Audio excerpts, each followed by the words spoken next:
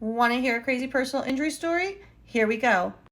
In August of 1995, Shawn Ramanauskas lost his life by electrocution when he was trying to buy a snack from an unsafe vending machine owned by Lance Inc. His parents sued Lance Inc. and others for wrongful death. The trial court ruled for most defendants except for Lance, the motel, and Montgomery Coca-Cola. The motel and Montgomery Coca-Cola settled for $7 million and $3 million respectively. His parents won $13 million against Lance. Lance appealed, arguing lack of proof for negligence and wantonness claims. Lance claims mishandling of pro tanto settlements and non-unanimous verdict, seeking reduction of damages to $3 million. They argue emotional appeals tainted the trial and damages were disproportionate. Lance contests foreseeability of harm and argues intervening causes.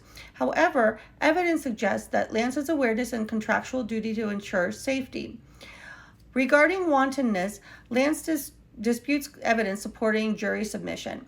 Evidence suggests reckless conduct before and after the incident, and Lance argues lack of knowledge about grounding requirements, but evidence indicates otherwise. Lance claims confusion over jury instructions, but their failure to object waives this claim, and affidavits challenging the verdict are dismissed.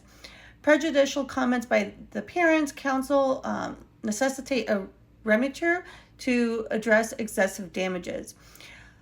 Lance's objections to references to its financial condition lack merit. A remittitur is warranted due to disproportionate damages and improper references.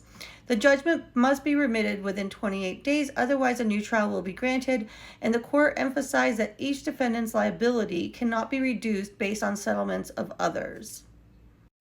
Let me know what you think about this case in the comments below.